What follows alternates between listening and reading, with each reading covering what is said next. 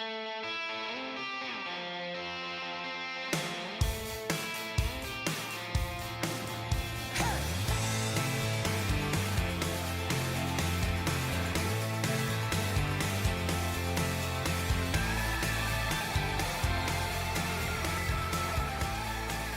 Steve Wiggins, and this is the Groundworks Ministries podcast. Today we're reading from the book of 1 Chronicles, chapter 24. Let's focus on verses 3 through 5. Then David, with Zadok of the sons of Eleazar and Ahimelech of the sons of Ithamar, divided them according to the schedule of their service. There were more leaders found of the sons of Eleazar than of the sons of Ithamar, and thus they were divided. Among the sons of Eleazar were 16 heads of their fathers' houses, and 8 heads of their fathers' houses among those of the sons of Ithamar.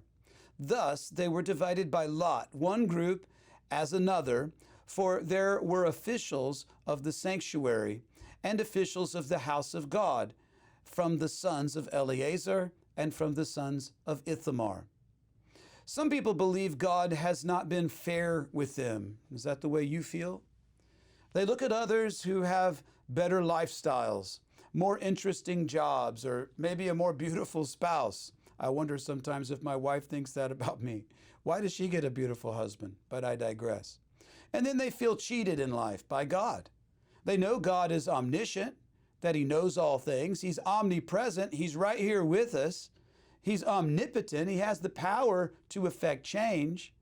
But despite that knowledge, they have serious questions about His character because of how He's treated them. How could He possess all of these attributes and yet withhold my idea of blessing from me? You see, if you have felt this way about God at times, you're not alone, because I've felt that way. And surely the Levites entertained that idea as their duties were being decided by a roll of the dice, right? They were casting lots. The Apostle Peter felt the same way as he questions his ministry calling in comparison with that of the Apostle John.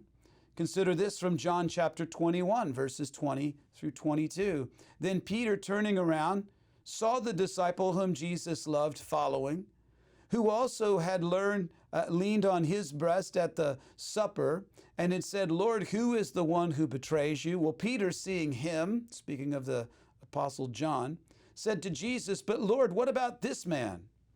And Jesus said to him, "If I will that he remains until I come, what is that to you? You follow me." So after recounting the great victories of the Bible's faithful men, the writer of Hebrews then lists a group of martyrs who were equally faithful, and yet they suffered greatly. Hebrews chapter 11, verses 35 through 40. Others were tortured, not accepting deliverance, that they might obtain a better resurrection. Still others had trial of mockings and scourgings, and yes, of chains and imprisonment. And they were stoned, and they were sawn in two, and were tempted, and were slain with the sword. And they wandered about in sheepskins and goatskins, being destitute, afflicted, tormented, of whom the world was not worthy. And they wandered in deserts and mountains, in dens and in caves of all over the earth. And all of these, having obtained a good testimony through faith, did not receive the promise, God having provided something better for us, that they should not be made perfect apart from us. You know, it's easy to see how someone could read these verses and wonder how God could be so unfair. This faithful person sees victory after victory. That faithful person was martyred. But there's a problem with that notion, isn't there? God is not fair. God is just. Fairness assumes that everyone gets the same thing. Justice assures that God, in His infinite wisdom, always chooses rightly for any of us. He also knows how to dispense His blessings of grace through hardship, as well as grace through abundance. And believers who acknowledge that have truly found peace, which surpasses understanding. Think about these things as we go through life. I'm Steve Wiggins, and this is the Groundworks Ministries podcast. Groundworks Ministries operates entirely through financial donations from faithful people like you. And your giving to Groundworks Ministries transforms lives. Would you consider making a donation to Groundworks Ministries today? Because we need your monthly support now more than ever.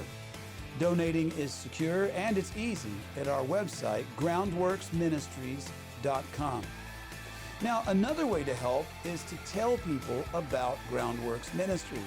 Share these podcasts with your friends and family and on your social media. And of course, you can always direct folks to our website, groundworksministries.com.